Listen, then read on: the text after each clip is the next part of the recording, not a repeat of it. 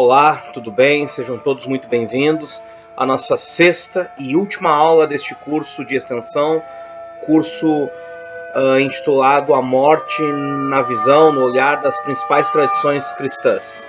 Eu sou o Pablo Giovanni, aluno do curso de Licenciatura em Ciências da Religião do Grupo Ninter, e tenho a grande e imensa honra de estar com você nesta última aula. Aqui ao fundo nós estamos ouvindo Requiem em Dó menor de Mozart.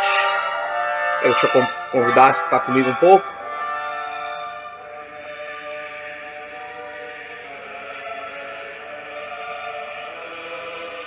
O Requiem em Dó menor, na verdade em Ré menor. O Requiem em Ré menor de Mozart, uma música fúnebre desse estilo musical, desse estilo melódico, dramático, da música no ambiente funerário. Aqui essa belíssima música de Mozart. Vou estar compartilhando ela ao final deste curso, né, desta aula. Aqui nos comentários estará o meu e-mail, no link da descrição estará o link, e também o meu e-mail para que você possa, se assim for sua vontade, se corresponder comigo. Então, tenho a honra de ter você nessa última aula. Vou desligar aqui. Nessa última aula, então, nós vamos tratar de um assunto que eu gosto bastante, que é a honra à memória de quem partiu. Como honrar a memória de quem partiu. Então, essa é a nossa sexta e última aula, em que nós vamos tratar dessa temática. Neste curso de extensão, a morte no olhar das principais tradições cristãs. Nós vimos na primeira aula a morte vista pela fé cristã. A segunda aula, como se portar num funeral, num velório. Aula de número 3, como levar conforto espiritual aos enlutados. A quarta aula, então, nós falamos sobre o ato fúnebre oficiado por um ministro, né, o ofício cristão, o serviço cristão fúnebre, dirigido por um ministro oficiante, padre ou pastor e equivalentes. A quinta aula, a aula anterior, nós vimos sobre o ato fúnebre leigo, ou seja, como uma pessoa que não é padre e não é pastor pode, na ausência do padre e do pastor, evidentemente, oficiar um ato fúnebre. E chegamos aqui, então, à nossa sexta e última aula. Nossa sexta e última aula, em que falaremos sobre como honrar a lembrança, a memória de quem partiu. Essa aula ela faz parte, então, do todo deste nosso curso de extensão, em que vamos ainda falar da morte dentro de uma perspectiva cristã. Estamos sempre pensando numa perspectiva cristã. Como nós honramos a morte, ou melhor, a memória de quem partiu? Após o velório, após o funeral, após o encerramento, nós seguimos então, a família enlutada, ela segue por um processo de luto. O luto é traumático muitas vezes, o luto é muito difícil muitas vezes. Nem sempre é assim, mas o fato é que o luto nunca é fácil. O luto ele impõe, né, algumas dificuldades, e o que ajuda a amenizar a família, a dor da perda, a dor dos parentes enlutados, é a questão da honra. A honra, digo já de antemão, é um sentimento bastante ausente na nossa cultura. Nós brasileiros, por hábito, nós não temos uma cultura de honra. Não temos uma cultura de honrar os pais, não temos uma cultura de honrar as autoridades, de honrar os professores, de honrar os mais velhos. É verdade que nossos antepassados, nossos avós, mesmo nossos pais tiveram essa educação, mas o fato é que hoje, embora ainda vejamos na sociedade, nem sempre essa é a regra. Nem sempre é essa a regra. E via geral, a honra ela está bastante ausente na nossa sociedade. E por conta do falecimento de alguém, nós devemos honrar aquela história, aquela memória. Não apenas no momento fúnebre, não apenas no episódio funeral, do velório, do funeral, a parte cemiterial, a despedida no cemitério ou a cremação, em que, né, a cremação não é um processo assistido, né, como o sepultamento é. O sepultamento ele é assistido. Então sepulta-se, marca-se o sepultamento, e os familiares, amigos, salvo, né, alguma orientação da família ou alguma questão sanitária, os sepultamentos eles são abertos, são né, assistidos de forma comunitária. A comunidade de fé participa, né, alguns ainda ativamente, conduzindo, né, com muito respeito à urna, alcançando na hora de descer à sepultura. Mas a cremação já não é um processo assistido. Então muitas empresas, inclusive, oferecem, disponibilizam alguns serviços de cerimônia de despedida da cremação, porque após ali seguirá para um processo que não é assistido, né, é feito apenas pelo profissional que opera o equipamento da cremação, e não é um processo que seja assistido. Não é um processo que seja assistido. Mas nós pensamos na morte, no luto, porque o luto ele não se dá de forma muito presente no velório, por uma série de razões. A pessoa, muitas vezes, enlutada, ela junta todas as forças que tem, e muitas vezes até as forças que não tem, para se manter de pé, para se manter firme, para se manter forte, para dar um último adeus, para fazer uma última despedida, para então, após fazer o encerramento, ela poder, essa pessoa, seguir com a parte da sua vida que segue, ou que tentará seguir. Essa parte da vida que segue, da vida que tentará seguir, é a parte em que nós precisamos auxiliar essa família, como igreja, como comunidade de fé, de uma forma comunitária, como amigos, muitas vezes. Então nós falamos na nossa terceira aula, né, do conforto espiritual aos enlutados. Na aula anterior falamos um pouco também na questão do ato fúnebre, mas hoje, inclusive na aula passada, falamos bastante sobre a questão da morte, com algumas definições. Havíamos já feito definições da morte enquanto base do fenômeno religioso e também, né, estrutura basilar do fenômeno religioso, e também falamos da morte na perspectiva da fé cristã e até de algumas outras religiões, né, para que se mantenha o escopo aqui do fenômeno religioso, das ciências da religião. A morte como base do fenômeno religioso se dá porque os nossos ancestrais, nossos antepassados, ao falecimento de alguém, eles entendiam que aquela pessoa viveria uma nova vida, uma vida melhor ou não tão melhor, mas seria uma vida diferente, com alguns perigos muitas vezes.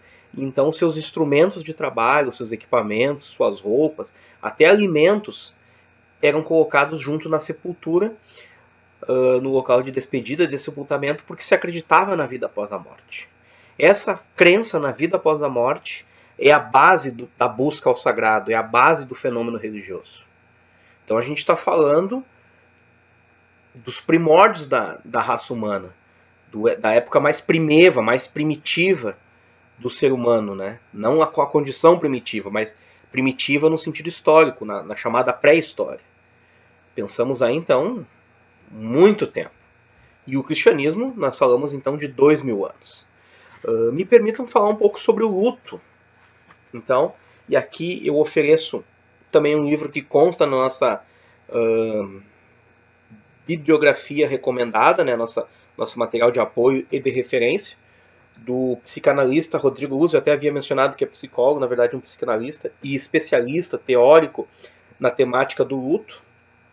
Sua obra fantástica, O Luto é uma outra palavra para falar de amor. 5 formas de honrar a vida de quem vai e de quem fica após uma perda. Evidentemente eu não vou expor, né, por conta até que eu gostaria de te incentivar, de te encorajar, até de te desafiar a comprar esse livro e fazer essa leitura. Então, evidentemente, não vou falar dessas 5 formas aqui, mas vou tentar externar formas que você pode honrar a história de quem partiu. Você deve ter reparado, eu estou aqui com a camisa aqui do meu time do coração, o Grêmio, imortal, tricolor. Tá agora aí na 2ª divisão, é verdade, mas firme e forte aí, né? E vamos para as cabeças, se Deus quiser. Mas estou aqui com a minha camisa do meu time do coração porque isso é uma forma de honrar quem partiu. Felizmente, com a graça de Deus, não estou vivendo um momento de luto, mas em momentos de luto, a camisa do Clube do Coração, a bandeira do Clube do Coração, do estandarte, temos aqui os nossos times, então o Grêmio, o Glorioso Internacional, o Aimoré, o Novo Hamburgo, o Caxias, o Juventude, o Corinthians de São Gabriel, vários clubes aqui do interior, das mais variadas divisões, aqui o 15 de novembro de Campo Bom, né, um clube que está licenciado. Então o Clube do Coração, o Ipiranga, puxa, tantos times, né? esses clubes, esses times, eles têm um sentimento muito importante, muito ligado. Muitas pessoas vivem em razão do clube. E às vezes nem trabalham no clube, mas tem uma estima. Então a casa é pintada, né? Vamos falar do caso do Grêmio, a casa é pintada nas cores do Grêmio, o escritório. Muitas vezes, por exemplo, o cara é gremista, ele não compra um carro vermelho, e vice-versa, né? O cidadão é colorado, não compra um carro azul, não faz o negócio, às vezes um negócio bem favorável, recusa-se a fazer, claro que um sentimento muito, muito interessante, né? O sentimento aqui da rivalidade no futebol é sempre muito bem valorizado e muito bem visto quando não há agressão, né? Mas no caso da morte, se pode honrar a pessoa com uma bandeira, com a camisa do clube. Imagina um cidadão que morreu, fanático pelo Grêmio, torcedor, sócio, membro ativo, ia nos jogos, e quando morre, os netos não têm essa vivência. E daí tu vai lá visitar aquela pessoa e leva uma camisa do clube. Mesmo que não seja o teu clube, vai lá leva uma bandeira. Olha, teu avô era um gremista fanático. Queria honrar a memória dele aqui. Eu passei na loja, comprei essa camisa aqui, pensando no teu avô, pensando em vocês. Trouxe essa bandeira aqui do time que teu avô torcia. Uma forma de honrar. Entre muitas formas de honrar. Antes de seguirmos aqui com a questão da honra, eu quero falar sobre o luto. Então, o senhor Rodrigo Luz, né, especialista, teórico na questão do luto, Rodrigo Luz, na página 37 dessa brilhante obra aqui, que eu gostaria muito que você adquirisse, vai enriquecer muito os seus conhecimentos, diz assim: não há jeito certo nem errado de viver a experiência do luto, a experiência de luto. Não existe receita de bolo para honrar uma vida. Diferentemente da culinária, por mais que você junte os ingredientes de uma receita seguindo o passo a passo elaborado por uma outra pessoa, o resultado nunca será o mesmo quando o assunto é sofrimento de um coração partido.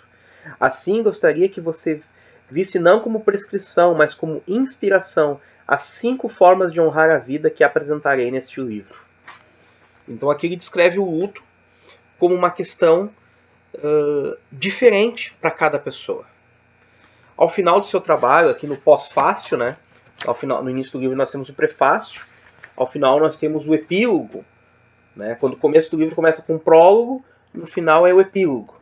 Mas se começa com um prefácio, no final é o pós-fácio. Então, diz aqui o especialista. Página 107. Perceba até que é um livro curtinho, né? A página 107 já é o pós-fácio.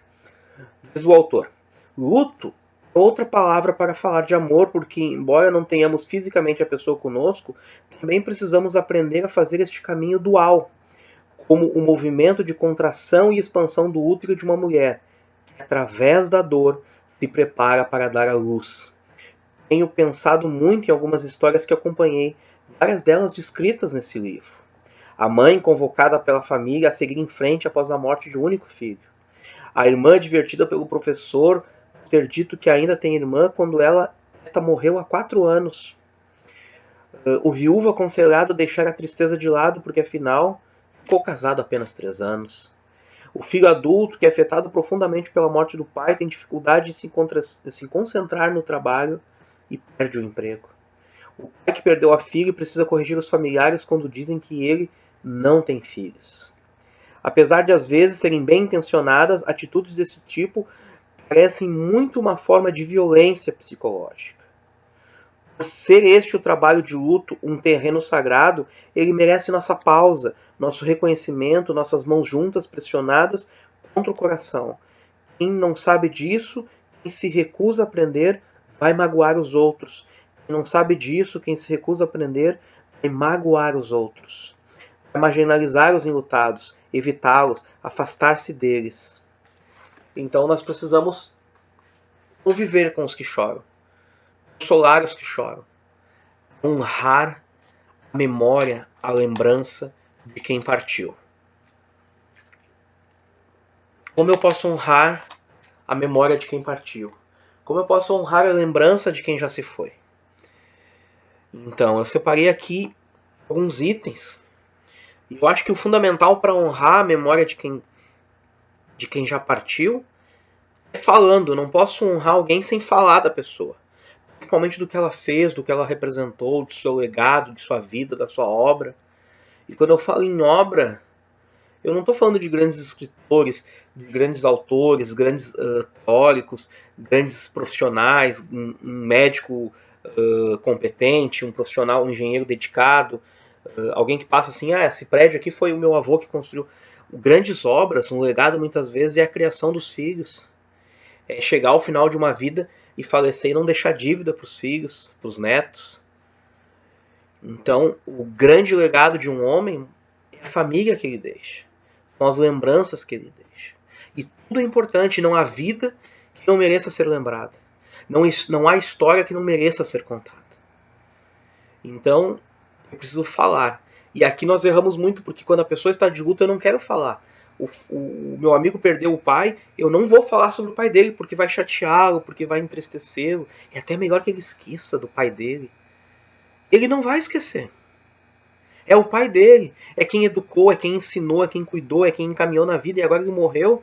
Eu não vou esquecer desse pai, eu não vou esquecer dessa mãe.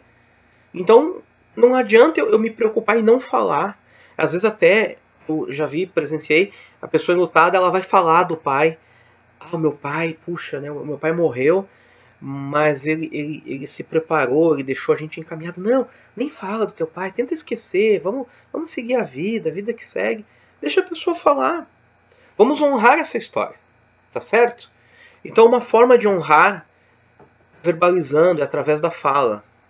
O que eu posso fazer? Primeira coisa, a visitação.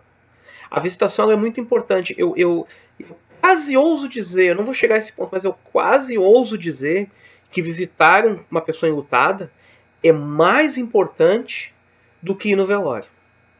Eu não disse isso, eu quase disse. Eu vou dizer que visitar uma pessoa enlutada depois de alguns dias, depois de algumas semanas, é tão importante quanto ir ao velório. Mas eu acho que eu vou dizer. Eu vou dizer então. Visitar uma pessoa após o episódio é mais importante do que ir no velório.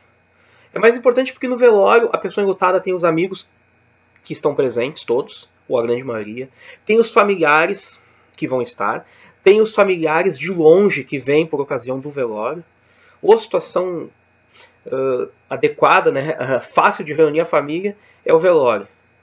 Tinha uma vez uma propaganda muito bonita, muito bem feita, de um avô, de um senhor de idade, que mandou telegramas no Natal, na véspera de Natal, para todos os familiares comunicando a morte dele. Daí veio todo mundo. Aí quando foram procurar na cidade, nas funerárias, onde tinha acontecido, ninguém sabia de nada. Vão lá para casa dele, então. Daí foram abrir a porta, a mesa de Natal, a ceia de Natal estava pronta e ele sentado, rindo no final da mesa, mas não disseram que tu tinha morrido. Eu sei, foi eu que mandei a carta dizendo que o telegrama que eu tinha morrido, porque foi a única maneira de vocês virem. Então, no funeral, a pessoa tem todo mundo. É quando os parentes vão embora, quando os amigos voltam, que a pessoa segue a vida muitas vezes sozinho. E o luto não tratado, ele pode gerar muitas vezes, não raras vezes, um processo de ordem psicológica, de ordem mental. Dados recentes apontam que 50% da humanidade, das pessoas, homens e mulheres né, que estão aqui, 50% das pessoas que vivem, que estão aqui, até o final da vida vão desenvolver algum tipo de transtorno psíquico. 50% é muita gente. Estou eu e você conversando. Nesse grupo aqui, um de nós até o final da vida vai ter algum tipo de transtorno psicológico. Algum tipo de uma situação de ordem mental. Mas eu não perdi. A pessoa quando perde um pai não vai perder a razão. Realmente, nem sempre perde a razão. Até inclusive, perder a razão não é um sinal de loucura. Louco não é quem perde a razão. Louco é quem perde tudo, menos a razão. Essa frase não é minha, muito me honraria se fosse, mas essa frase é de um grande teólogo católico, Chesterton, G.K. Chesterton. Eu ia te recomendar conhecer a obra dele, A Ortodoxia, O Homem Eternal, as histórias do Padre Brown. O Chesterton é um teólogo católico, um brilhante escritor, muito cultuado aqui no Brasil. E apesar de ser católico, ele é muito querido por nós evangélicos, como também o nosso grande autor, C.S. Lewis, né, evangélico, é muito querido pelos católicos. Né? Esses dois, né, Não sei se eles se conheceram em vida, né, se foram contemporâneos, se tiver algum tipo de diálogo entre si, mas eles nos provam que católicos e evangélicos podem se dar muito bem e temos muito a oferecer, como também temos muito a receber dos nossos irmãos católicos e vice-versa. Então, Lewis é uma referência para cristãos católicos e cristãos evangélicos. Chesterton da mesma forma. Então, quero te desafiar aí também a conhecer a obra de Chesterton, uma obra vibrante, uma obra muito bonita, elegante, muito bem redigida. Eu tenho a Ortodoxia, né, de Chesterton, é uma de suas obras-primas, um clássico. E uma frase do Chesterton é essa: louco não é quem perde a razão, louco é quem perde tudo, menos a razão. Então imagine um homem, um casal idoso, sem filhos, aposentados, 50, 60 anos juntos, aí morre a esposa. Esse homem perdeu tudo. Ele já não trabalha, ele não tem os filhos, ele tem a sua companheira, e tudo que ele faz, tudo que ele vive é em torno da companheira. Eles dormem juntos, acordam juntos, levantam-se juntos, tomam café juntos, fazem a sua higiene sobre o mesmo teto, né, no mesmo teto, escovam os dentes, tomam banho, almoçam juntos, passeiam juntos, viajam juntos, têm o lazer juntos, têm os seus compromissos juntos, as contas são pagas de forma conjunta, ou seja, tudo é de forma conjunta, né? Eles são cônjuges, estão sobre o mesmo jugo, estão sobre a mesma vida, dividem tudo, e daqui a um pouco um morre, o outro ele perdeu tudo, menos a razão. Perceba o que o luto pode fazer com as nossas emoções. Então o que eu posso fazer para honrar a memória de quem partiu é uma visita. Eu vou lá visitar. É tão importante. Não, eu já tinha dito, né? É mais importante do que ir no velório é ir visitar quem partiu. E na visita eu posso fazer o que? A ausculta. A ausculta é mais do que escutar. A ausculta é um ouvir atento, um ouvir detalhado, um ouvir com atenção, com paciência, sem interromper o outro, mas concordando. Então o outro está falando ali tudo que o pai fez, tudo que a mãe fez, então eu fico ouvindo, sem redarguir, sem contrapor. Não, teu pai não era tudo isso aí não, cara. Aí o cara fala assim, meu pai me deu bicicleta, meu pai me deu o material escolar que eu pedi, meu pai me deu a mochila mais cara quando eu pedi. Mas tu pediu pro teu pai para viajar com nós, teu pai não deixou. Não diga essas coisas, porque a pessoa não lembrou disso, a pessoa tá lembrando só das coisas boas. Honrar não é apagar o que foi de ruim. Honrar é dar o devido valor para o que foi de bom, porque as coisas boas sobrepõem aquelas que não foram boas. Então ouça a pessoa, concorde, é verdade, eu me lembro, sim. Não, teu pai era fora de sério, cara. Queria eu ter um pai que nem o teu. E aí, olha, se todo mundo tivesse um pai que nem o teu, nós estava melhor. Ouça a pessoa, faça aquela ausculta, reviva as memórias. Às vezes tu pode ter memória com o pai daquela pessoa que não é uma memória do filho que está enlutado. Então, ouvindo, pode falar, vou te contar uma coisa do teu pai que eu acho que tu não sabia, cara. Uma vez nós tínhamos marcado um passeio, eu cheguei aqui, tu tava tomando banho, e teu pai mandou esperar. O pai ficou me contando, cara, do tempo que ele ia lá, que ele jogava futebol. Cara, eu olho pro teu pai, nem imagino que teu pai gostasse de futebol, cara. Teu pai ali tava meio fora de forma, né, ele tava mais gordinho. Cara, não sabia que teu pai jogava futebol quando era adolescente. Não, o pai foi um baita de um goleiro, o pai foi um baita de um profissional. Sabe? Realce as memórias das pessoas. As memórias são o que nos mantém vivos. Traga flores. O ideal no velório é uma coroa de flores. A coroa de flores, eu vou falar um pouquinho sobre as flores. A coroa de flores eu mando no velório. Principalmente se eu não posso ir. Lembra lá nas aulas anteriores eu falei sobre se eu não posso estar, é melhor não estar. Mas vamos acrescentar essa premissa, esse princípio, vamos acrescentar. Mande flores, mande uma coroa de flores. As flores elas têm um aspecto muito importante. O consumo de flores no Brasil ele é 6 vezes menor que nos Estados Unidos. Ou seja, a cada rosa, eu compro uma rosa. O americano compra 6. Ele compra 6 vezes mais flores, consome mais flores ornamentais e plantas ornamentais e flores, 6 vezes mais que o brasileiro. Isso é uma fonte do Canal Rural, né, do site do Canal Rural, de 2008. Os norte-americanos e os europeus, eles gastam cerca de $40 em flores. E nós brasileiros, nosso custo anual não passa de $9 por pessoa.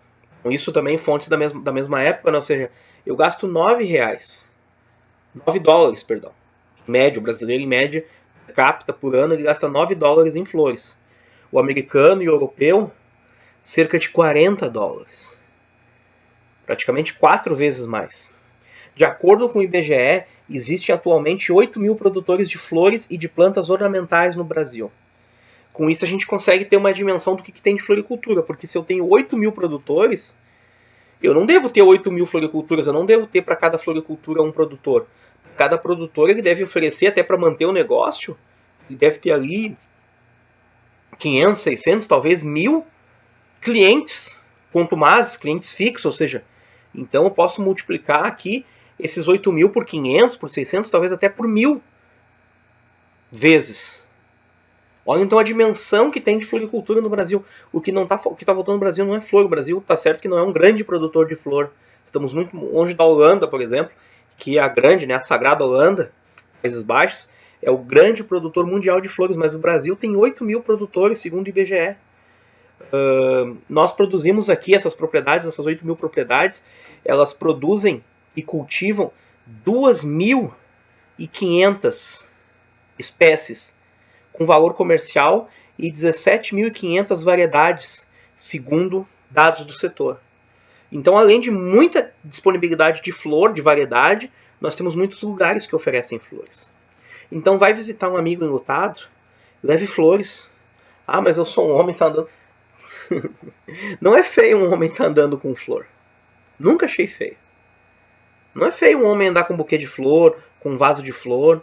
Inclusive, coroas você deve levar ou encaminhar para o funeral. Encaminhe, mande para a funerária, para o velório, as flores, uma coroa de flores. Se você for pessoalmente, puder ir e estar no velório, leve um vaso, um buquê, uma rosa, uma orquídea. Às vezes as pessoas não levam flores, mas levam plantas ornamentais.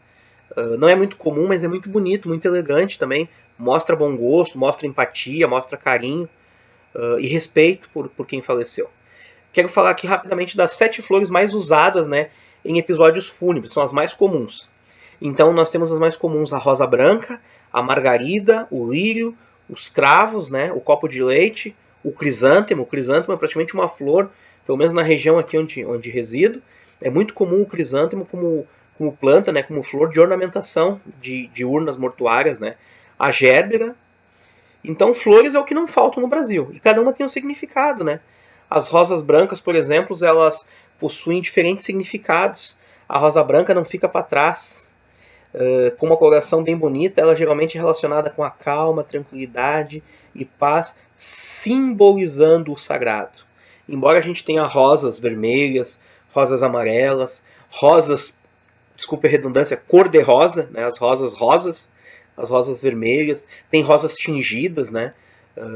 Pela biotecnologia também eu acredito que seja possível fazer rosas de outras cores, de falar em rosa azul, rosa negra, mas nós temos as rosas brancas e elas não ficam para trás, fazendo uma proximidade com o sagrado, com o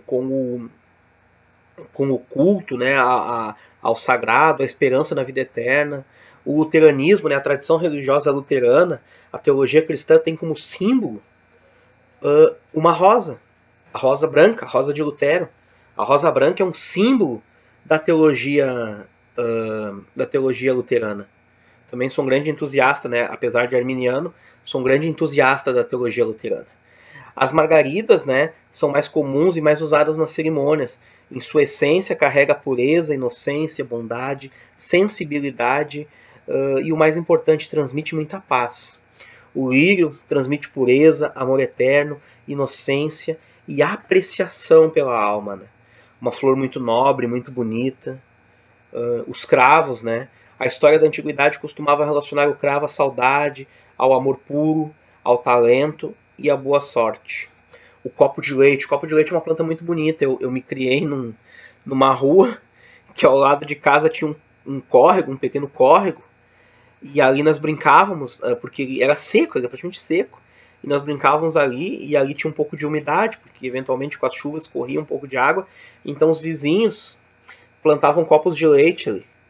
E ali nós brincávamos, então a minha infância, o copo de leite me lembra muito a minha infância. E é uma planta muito bonita, que particularmente acho muito bonito o copo de leite. Ele está relacionado à calma e tranquilidade, que simboliza a paz e o sagrado. Os crisântemos, né? Uma flor bastante resistente a diferentes temperaturas e exposições, por isso seja muito usado então nas ornamentações, né? Porque hoje, como eu havia falado em aulas anteriores, eu consigo preparar e eu consigo, né, através de técnicas modernas de somatoconservação, de tanatopraxia, eu consigo garantir, assegurar que um corpo de uma pessoa falecida possa submeter-se a horas de velório, mas eu não consigo fazer o mesmo com as flores, então as flores não resistem, né? Até o próprio simbolismo da flor no velório é isso, né? A finitude da vida, o ciclo da vida. Então o crisântemo ele tem bastante resistência e carrega a simbologia para uma vida e para a morte, representando a vida completa, que tem um tempo determinado. O principal significado da gérbera, né, a última planta que nós vamos ver, é a simplicidade e energia positiva, ideal para ajudar as pessoas que estão passando pelo luto. Então esses aqui são os simbolismos, né, das flores que eu posso oferecer num velório. Vamos de novo ver elas aqui. Então a rosa branca, a margarida, o lírio, avos, copo de leite, crisântemo e gérbera. Há outras, eu vou sugerir aqui, por exemplo, o girassol, que eu acho muito bonito. Tem ali um simbolismo todo em torno do sol, né? A tulipa, muito bonita a tulipa. A tulipa é a base da teologia calvinista, né? A base é a simbologia da teologia de João Calvino é a tulipa. Então também pode ser usada. E ainda outras flores, o lisianto, né, conhecida muitas vezes como rosa japonesa, uma planta muito bonita. Os vasinhos, né, de crisântemos, os vasinhos de flores, as orquídeas também podem ser usadas, né? Então leve um buquê de flores, leve um vaso de flores, leve uma planta ornamental. As flores mostram exatamente como funciona o ciclo da vida, como eu havia dito, né? Mesmo com sua beleza e delicadeza, elas nos ensinam e expõem o quanto somos frágeis perante o tempo. Atualmente, as flores são usadas para demonstrar o afeto, o amor e a saudade pela pessoa que se foi. Então, as flores elas são muito importantes nessa questão da honra. Honrar.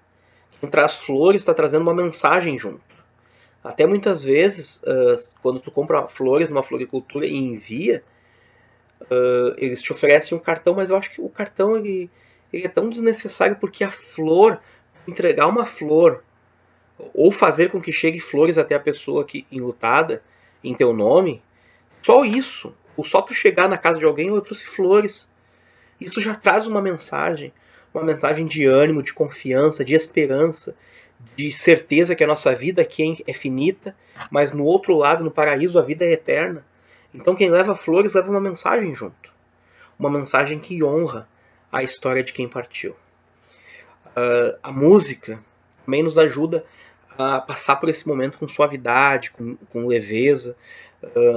Um tipo de música, o chamado Requiem, né? Eu anotei aqui, é um tipo de missa especial celebrada pelas igrejas cristãs em homenagem aos mortos. Uma das melodias mais conhecidas desse gênero, o Requiem, é a música que nós ouvimos no começo dessa aula, né?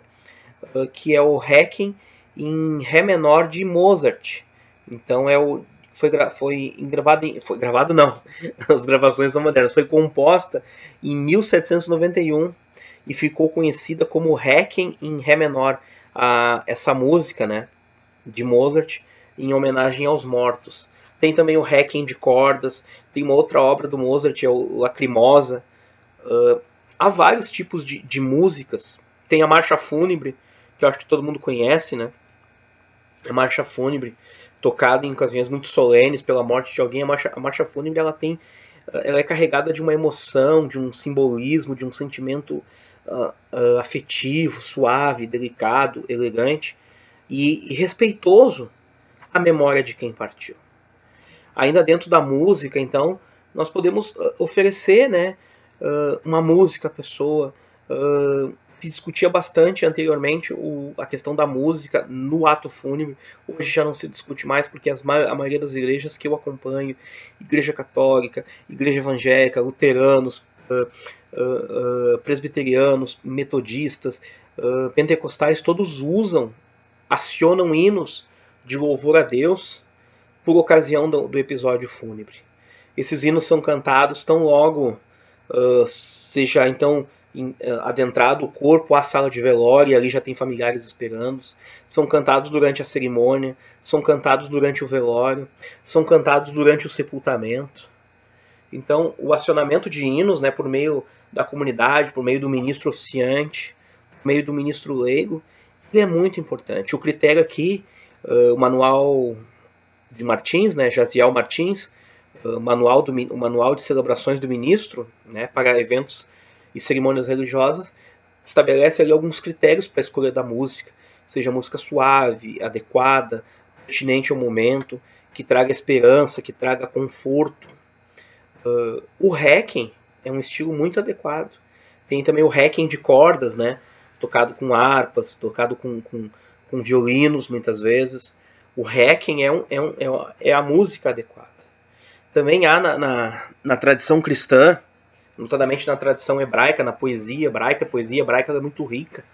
Ela tem os poemas de sabedoria, tem os poemas de adoração, tem os poemas de louvor, tem os poemas de imprecação, tem os poemas messiânicos, os poemas de ação de graças, os poemas didáticos, né, aqueles que ensinam conceitos da teologia do Antigo Testamento. Então, eu só vou pedir licença para desligar um telefone aqui, um instante. Eu vou deixar ele tocar, ele já vai ser desligado. Ele está num outro ambiente que eu não tenho acesso. Então nós seguimos, e eu queria apresentar aqui uma Bíblia, a Bíblia de Jerusalém. É uma Bíblia católica. Eu, como ministro batista aqui, não tenho problema algum em estar usando ela. Como ministro batista, não tenho problema algum em estar usando essa Bíblia, porque é uma Bíblia que foi recomendada na faculdade por professores, né? Fiz faculdade de teologia. É uma Bíblia católica, mas muito usada por protestantes, por evangélicos. Eu tenho amigos, colegas de ministério que usam essa Bíblia. Uma Bíblia acessível, né? E não comprei porque ela é acessível, eu comprei porque ela tem uma tradição formidável, né? É uma Bíblia acadêmica.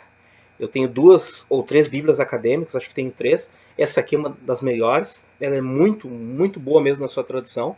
E falando dos poemas, né, da poesia hebraica, há um gênero de poema hebraico muito importante que é o elegíaco, a poesia elegíaca, as elegias, que são os cânticos fúnebres, a poesia fúnebre. E há um livro na Bíblia, está na Bíblia católica, está na Bíblia evangélica, que é Lamentações de Jeremias. Tradicionalmente, crê-se que esse livro foi escrito em Jerusalém, uma caverna aos pés do Monte Calvário, onde séculos depois Jesus foi crucificado. Esse livro, Lamentações, foi escrito por ocasião da destruição de Jerusalém, e os poucos que ficaram ali, Jeremias entre eles, que não foram levados cativos, Jeremias escreve esse livro aqui, são várias lamentações, e cada lamentação ela é escrita de uma forma acróstica, ou seja, em que os parágrafos, cada parágrafo, todas as frases do parágrafo começam com uma letra do alfabeto hebraico. É como se eu escrevesse, por exemplo, um texto. Então, o primeiro parágrafo, todas as frases começam com a letra A. O segundo parágrafo, todas as frases começam com a letra C. O terceiro parágrafo, todas as frases começam com a letra C, o segundo com a letra B. E assim sucessivamente. E no hebraico, então, todas as palavras vão começar com o alfabeto hebraico. O Aleph, o Bet, o Gimel. Até algumas bíblias, como essa aqui, por exemplo, nos mostram a inicial hebraica para que a gente possa situar. Tem um texto aqui, então, de Lamentações, eu gostaria de compartilhar, gostaria de ler. É a terceira lamentação, né? Então, capítulo 3. O verso, porque é uma poesia, 22. Vamos ler o 19, o parágrafo então que começa com a letra Zain, com a letra Z. No original, todas as palavras começam com a letra Zain. Diz assim: lembra-te da minha miséria e da minha angústia, que sinto e fel. Absinto é um veneno e fel é o contrário de mel, né? É um líquido amargo, né? Sempre me lembro, transido dentro de mim. Eis o que recordarei a meu coração, e porque eu espero. Os favores de Yahvé. Yahvé é o nome de Deus. Javé, Jeová, Yahu. Então aqui essa versão optou por traduzir o tetragrama sagrado como Javé, ou melhor, Yahvé. Eu particularmente uso Javé, porque Deus, assim como Deus não tem rosto, ou ele tem um rosto que ninguém pode ver, ele tem um nome que ninguém pode saber qual que é. Por isso que no hebraico nós temos só as consoantes e não temos as vogais, e não sabemos quais são as vogais que dão o nome de Deus. Só de uma forma bem rápida para eu explicar, o alfabeto hebraico ele se compõe de 22 consoantes e não tem vogais. As vogais eram lidas de cabeça, posteriormente passaram a ser lidas escritas, mas ali pelo século XI, pelo século XII, os maçoretas introduziram as vogais de forma escrita. Até então não havia vogais. Não havia vogais. E essas vogais elas eram então recitadas de cabeça, de cor, e as do nome de Deus se perderam, já que o judeu só falava o nome de Deus uma vez por ano, depois nem falava mais, e foi que se perdeu. Então faz algumas suposições. Eu particularmente uso Javé, mas embora a gente saiba que a última letra deveria ser um A, por causa de Haleluia, que seria Halel e Yah. Yah seria o diminutivo, né? Seria a contração do tetragrama, das 4 consoantes que são o nome de Deus. Assim como ele tem um rosto que ninguém pode ver, ele tem um nome que ninguém pode ouvir. Os favores de Javé não terminam. Em outras versões diz as suas misericórdias não têm fim. E as suas compaixões não se esgotam. Em outras traduções, a graça não acaba. Ela se renova todas as manhãs. Grande é a sua fidelidade. Eu digo, minha porção é Javé. Outras versões diz, minha herança é o Senhor. Eis que nele espero. Então, que nós possamos trazer à memória aquilo que pode nos dar esperança. Trazer à memória aquilo que pode nos trazer esperança. O que pode nos trazer esperança de novos momentos, de momentos felizes, é saber que a pessoa que partiu está com Deus, e ela partiu, mas eu fiquei, eu estou aqui, e eu posso continuar o legado dos meus pais. Eu posso continuar o legado do meu avô. Eu posso continuar a história da minha família. Minha família hoje perde um grande homem, mas não perde a sua história e não perde o seu caminho. Nós seguiremos. Seguiremos a nossa história, honrando a história de quem partiu. Então o nosso grande desafio não é ir lá no velório e fazer um ato fúnebre. O nosso grande desafio não é achar tempo de ir no velório. O nosso grande desafio não é trazer conforto espiritual. O nosso grande desafio é honrar a história de quem partiu. Honrar as memórias. Pode ser com um gesto muito simples, como uma camisa, uma bandeira do Clube do Coração. Pode ser com o reavivar, o rememorar as lembranças, de forma respeitosa, de forma honrosa, de forma elegante, de forma adequada. Pode ser por meio da música, com o oferecimento de uma música, de um requiem de cordas, do requiem em ré menor de Mozart, da lacrimosa, da marcha fúnebre. Embora a marcha fúnebre seja mais para episódios mesmo, para momentos solenes, né, a partida de uma autoridade, de um grande homem. Mas ainda assim, meu avô não era o prefeito da cidade, meu avô não era médico, mas meu avô foi um grande homem também e merece o melhor. Então a família é soberana para dar condução ali no velório, no episódio funeral, né? Ambiente funerário, ambiente cemiterial, a família é soberana para fazer ali suas decisões e dar o segmento que melhor entender. Tá certo? Então, não deixe de honrar a história de quem partiu. Tenha em mente que todas as histórias merecem ser honradas. Talvez para ti não seja significativo. Talvez para ti não seja significativo. Talvez o que a pessoa tem é a lembrança do avô que estava indo para o trabalho e foi a pé ou foi de bicicleta e com o dinheiro da passagem deixou para comprar um sorvete para o neto, que era pequenininho, porque estava muito quente e aquele avô, então, em vez de ir no conforto do ônibus, se bem que o ônibus não é nem um pouco confortável, né? Mas muitas pessoas, lamentavelmente, só têm isso, e ele deixou de ir naquele conforto para ir de bicicleta ou mesmo a pé. E daí eu vou lá e digo, mas meu pai tinha uma fábrica de sorvete, meu pai era dono de uma sorveteria. Bom, mas para aquele netinho ali, ele cresceu com essa lembrança. Meu avô foi a pé pro serviço para me deixar um sorvete, para me deixar um picolé. Esse tipo de coisa tem que ser honrado. O meu avô não construiu uma ponte, o meu avô não assinou um tratado de paz, meu avô não expulsou um exército invasor, meu avô me pagou um sorvete num dia de calor. Meu avô não deixou nada de herança para nós. Meu pai não deixou nada de herança, mas quando meu pai morreu, ele não deixou uma dívida. A casa estava paga, os bens estavam pagos, a gente pôde se ocupar e dar um destino digno para ele, porque ele não nos deixou em apuros quando partiu. Foi um grande homem. Já vi muitos milionários, muitas pessoas ricas, quando morrem, a riqueza, na verdade, é o flutuar de uma dívida. As pessoas, na verdade, elas não eram ricas, elas flutuavam no crédito. E o que ficou foi a maré. O que ficou foi o flutuar no crédito para filhos que não sabiam nadar. Então há muito o que se honrar. Honre a história de quem fica. Honre a história de quem partiu, melhor. E traga à memória aquilo que pode trazer esperança a quem partiu, a quem ficou. Porque quem fica precisa continuar uma história. Uma história que se encerrou na vida de outro e uma história que merece ser honrada. Tá bom?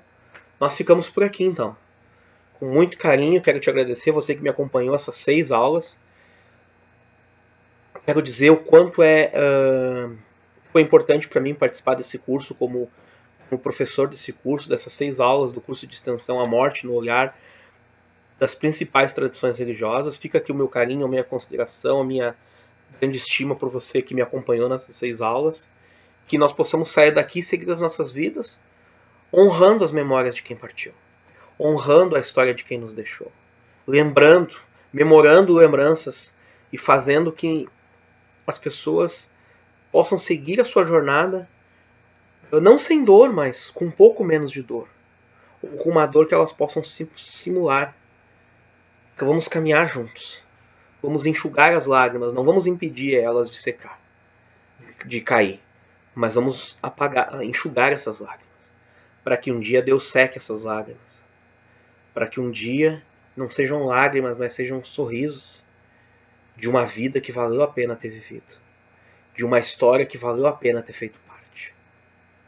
Meu nome é Pablo Giovanni, sou aluno do curso de Ciências da Religião do Grupo Universitário Internacional Uninter, curso de extensão este oferecido pela Escola Superior de Educação do Grupo Uninter. Aqui ficam os meus agradecimentos, o meu carinho, a minha estima a você que me acompanhou ao longo dessas 6 aulas. E um forte abraço, e os meus mais sinceros votos de que você possa ter aproveitado esse curso. Se for tua vontade adquirir o certificado pela participação, por favor, contate comigo. Por favor, se corresponda comigo. Vou te solicitar alguma documentação, talvez uma documentação pessoal, e você pode encaminhar diretamente não para mim, mas para a Uninter, e de lá virá então o seu diploma, que eu quero ter o prazer de entregar e fazer chegar até as tuas mãos, por você ter me acompanhado essas 6 horas de aula. Tá bom? Beijo no coração, forte abraço a todos, fiquem com Deus.